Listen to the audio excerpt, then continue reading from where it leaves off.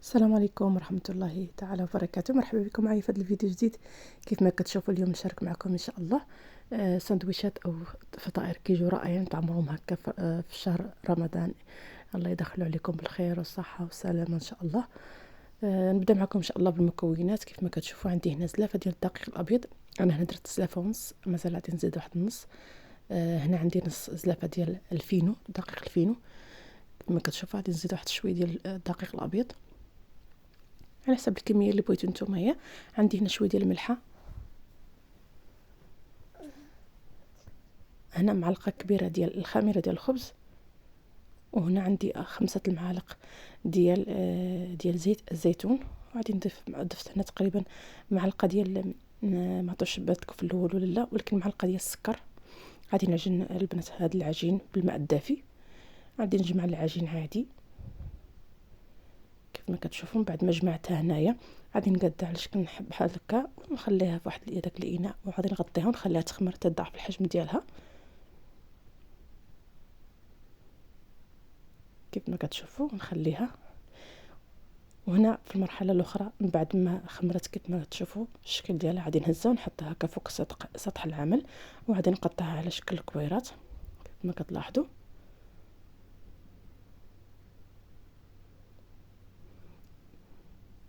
غادي نشكلهم مزيان بحال الشكل نقادهم ونخليهم على جنب.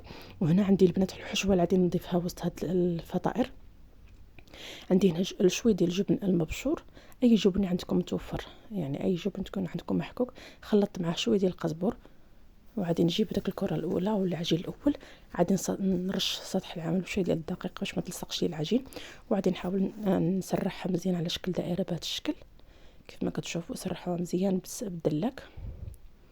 وغادي نجيب واحد شويه ديال زيت الزيتون، وغادي ندهنها بشويه ديال زيت الزيتون كيف ما تشوفوا معايا. هنا شويه الزيت غادي ندهنها بهذا الشكل، وغادي نرشها بداك الخليط اللي وريتكم ديال الجبن والقزبر. وغادي نطويها البنات كيف بشحال شكل مسمنه كيف ما شفتوا معايا. غادي نحطها فوق واحد الطاوه اللي يكون فرشتها بورق ديال الخبز، وغادي نجيب الكره الثانيه وغادي نشكلها حتى هي بنفس الطريقه، نسرحهم بهذا الشكل كيف ما قلت لكم على شكل دائره. نسرحها مزيان، غادي ندهنها بزيت الزيتون، وغادي نرشها بداك الخليط ديال الفرماج والقزبر، ومن بعد نطويها بحال شكل مسمنه على شكل مربع عادي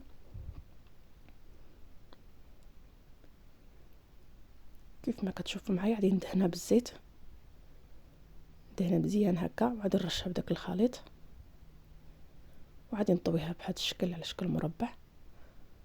غادي نجيب الطرف الثاني ونطويها، ندخلها مزيان، نحاولوا تدخلوها البنات على الجهه الثانيه مزيان. وغادي نستفهم في هاد الطاوه بهذا الشكل كيف ما كتشوفي. غادي نكمل الكميه كامله اللي عندي هنا. من بعد ما كملت انا جاوني 9 الفطائر.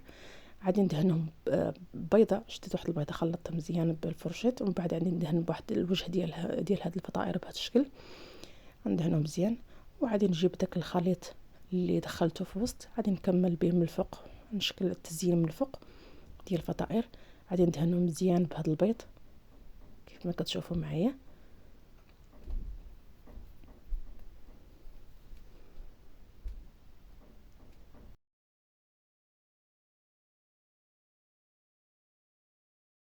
وهذا الخليط ديال الفرماج والقزبر غادي نرشهم من الفوق بهذا الشكل، وغادي ندخلهم البنات مباشره الفران من الفوق ومن التحت حتى يتحمروا لنا. وندوز معكم ان شاء الله الحشوه اللي نشارك معكم الحشوه اللي استعملتها في هذه الفطائر.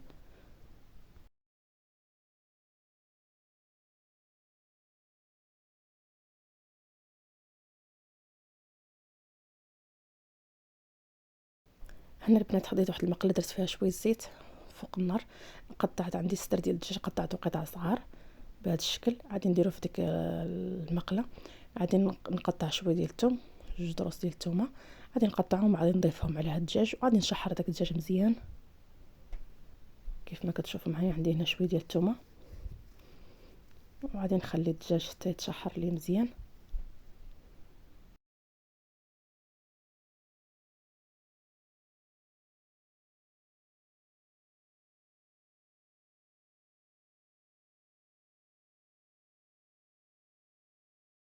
بعد ما تقلى لي دوك الاطراف ديال الدجاج، الصدر ديال الدجاج، غنضيف هنا شويه ديال الملحه، شويه ديال البزار وشويه ديال الخرقوم، وغادي نحرك هاد المكونات كامل مزيان ونخليهم يطيبوا هاد الدجاج مزيان حتى يطيب ليا.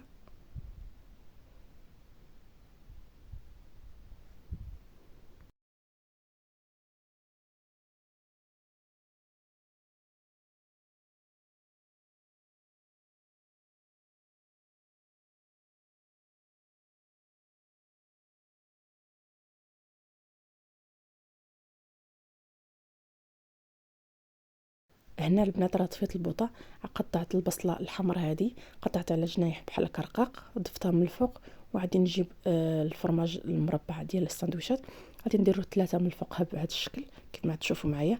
ولكن البنات قبل الفرماج نسيت واحد المكون ما درتوش انا، درت الفرماج عاد درتو. عندك شويه ديال المايونيز، معلقه كبيره ديال المايونيز، معها شويه ديال الملحه وشويه ديال الفلفل الاحمر اللي هي التحميره، غادي نخلطهم مزيان. ندي خاص ديروهم قبل ما ديروا هذا الفرماج المربع، وخلطوا مزيان مع الدجاج، عاد من بعد ضيفوا البصل والفرماج. هنا البنات راه من بعد ما نسيت هذاك الخليط كيف ما شفتوا معايا، هو التحميره وشويه الملحه وشويه ديال المايونيز، غادي نكبهم فوق ومن بعد غادي نحركهم انايا. هذا الخليط ديريه قبل ما ديري الفرماج والبصله، يعني فين تطفي البوطه ضيفي لهم هذا المايونيز وحركي داك الدجاج مزيان معاه، ومن بعد ضيفي البصله والفرماج. صافي هنا نسد عليها ونخليها مع ديك السخونيه باش يذوب لي داك الفرماج، بما نوجد دوك الفطائر اللي وجدوا معايا ونعمرهم معاكم وان شاء الله تشوفوه. هنا البنات راه درت طاوه في الفران قبل ما نطيب هذاك الدجاج. هنا شاركت معكم الشكل، وهذا هو الشكل ديالهم بعد ما خرجوا من الفران. هنا راه مازال سخن، غنخليهم يبردوا ومن بعد ان شاء الله نشارك معكم الشكل. وهنا ها هما غادي نفتحهم بهذا الشكل كيف ما تلاحظوا، راه كتجي العجينه الداخل رائعه البنات، رائعه رائعه. غادي نضيف شويه ديال المايونيز بهذا الشكل، وغادي نخلطها نحرك هكا بمعلقه. غادي نضيف الشلاضه اللي عندي دوائر ديال الطماطم او مطيشه، البصله عندي، الخس عندي، الحشوه ديال الدجاج اللي شاركتها معكم كيف ما كتشوفوا معايا بهذا الشكل. غادي نضيف ديك الحشوه اللي شاركتها معكم بهذه الطريقه.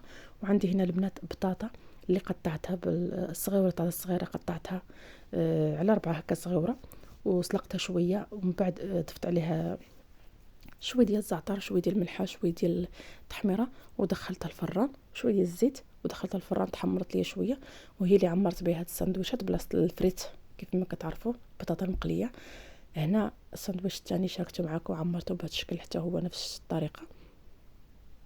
درت الخس ودوائر ديال الطماطم والبصله، وضفت حتى البطاطا اللي طيبتها في الفران، حمرتها في الفران كيف ما كتشوفوا. كيجي هذا هو الشكل ديالها البنات كيف ما كتلاحظوا بهذه الطريقه.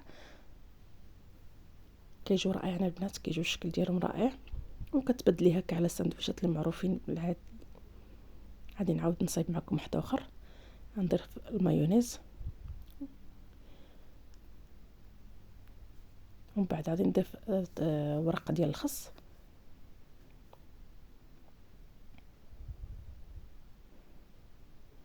ومن بعد دوائر ديال طماطم او مطيشه، ومن بعد درت بطاطا، ومن بعد درت البصله، ومن بعد غادي ندير الحشوه الاخيره، غادي ندير طروفه ديال الدجاج او الحشوه اللي شاركتها معكم. وهذا هو الشكل ديالها كيف ما كتشوفوا.